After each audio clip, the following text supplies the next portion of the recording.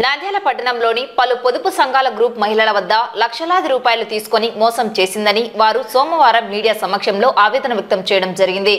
ఈ విషయంపై ఆరోపణలు ఎదుర్కొన్న వాహిదా మీడియాతో మాట్లాడుతూ తనపై పొదుపు గ్రూప్ మహిళలు చెప్పిన విషయాలలో వాస్తవం లేదని, తనను రాజకీయంగా అనగదొక్కాలని కొందరు కుట్ర పన్నారని తెలియజేసింది. మహిళలకు మోసం చేశానని నిరూపిస్తే వారికి ఆ డబ్బు చెల్లించేందుకు సిద్ధంగా ఉన్నానని వాహిదా పేర్కొనడం జరిగింది. నిన్న నాకు సంబంధించి పొదుపు సంఘాల్లో ఇంతకుముందు గతంలో నేను సిఆర్పిగా పనిచేశాను. వైఎస్ఆర్సీపీ ప్రభుత్వంలో ఏదో కొన్ని ఇష్యూస్ వల్ల నన్ను హోల్డ్లో పెట్టడం జరిగింది. కానీ దాదాపుగా నేను 2.5 సంవత్సరాల నుంచి ఏ బ్యాంకుకి ఎక్కడికి ఏ గ్రూపుని నేను తీసుకోపోలేదు. నిన్న నా మీద అనుకోకుండా పొదుపు సంఘాల సొమ్ము స్వాహా నంద్యాల సిఆర్పి వాహిదా 50 కోటి రూపాయలు అని చెప్పేసి ప్రెస్ మీట్ ఇవ్వడం జరిగింది. వాస్తవంగా చెప్పాలంటే నిన్న మాట్లాడిన వాళ్ళందరూ ఒక గ్రూపు మనుషులే. కానీ ఆ గ్రూపుకి సంబంధించి నేను 2 లక్షల రూపాయలు ఇవ్వాలన్నది నేను వాళ్ళకి బాండ్ రాసి ఇచ్చినది వ్యక్తిగతంగా నేను తీసుకున్నదాన్ని.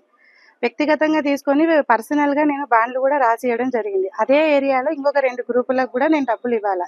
ఇదే విషయాన్ని నేను ఆ ప్రభుత్వంలో చెప్పినా ఈ ప్రభుత్వంలో చెప్పినా, కానీ నిన్న అనుకోకుండా నాకు తెలియకుండా నా వాట్సాప్ డీపీ తీసుకొని ఎప్పటో 2.5 సంవత్సరాల కిందట ఒక చిన్న వీడియో తీసుకొని నిన్న నన్ను బ్లేమ్ చేయడం జరిగింది.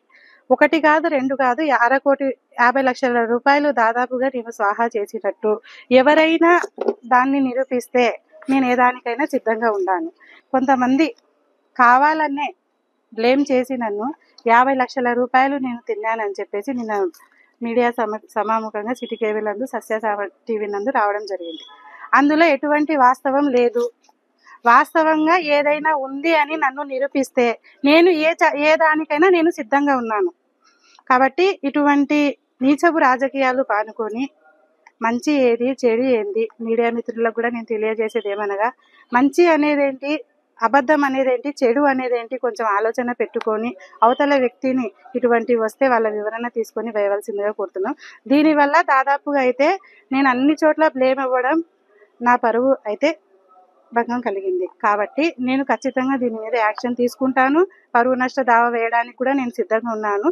కాకపోతే ఖచ్చితంగా వేసిన ఎవరైనా సరే, ఏ టీవీ ఛానల్స్ అయినా ఏ మీడియా వాళ్ళైనా కావాల్సినవి చేసినారా లేకుంటే మనసులో పెట్టుకొని చేసినారా, నిజంగా వాళ్ళ దగ్గర ఎవిడెన్స్ ఏవైనా ఉంటే మీడియా రూపంగా బయటికి తీసుకువస్తే దాన్ని ఎదుర్కోవడానికి ఏ దానికైనా నేను సంసిద్ధంగా ఉన్నానని మీడియా మిత్రుల సమక్షంలో నేను చెప్పడం జరిగింది.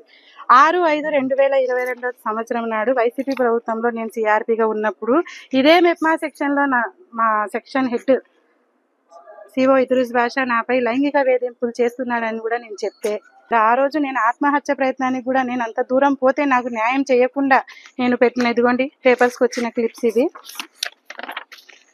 ఇవన్నీ ఉద్యోగిని ఆత్మహత్య యత్నం, కానీ ఎవ్వరూ ఏదానికి పట్టించుకోలేదు. నిన్న మాట్లాడిన వాళ్ళల్లో ఇక్కడ ఉన్న వాళ్ళలో ఈ ముసలామెను తీసేస్తే మిగతా వాళ్ళందరూ నిన్న మాట్లాడిన దాంట్లో ఉన్నారు. ఆ రోజు నాకు సపోర్టుగా వచ్చిన వాళ్ళు ఈ రోజు నెగిటివ్గా ఎందుకు వచ్చినా నేను రాత్రి వాళ్ళతో మాట్లాడి వాయిస్ రికార్డు తీసుకోగా అది కూడా రికార్డు నేను మీడియా వాళ్ళకి ఇస్తాను. లేదు అక్క, మమ్మల్ని కావాలని పిలిపించినారు, మీరు రావాల్సిందే, మీరు చేయాల్సిందే అని చెప్పేసి నిన్న చెప్పడం జరిగింది. నేను రాత్రి 12:30 వరకు వీళ్ళతో మాట్లాడడం జరిగింది.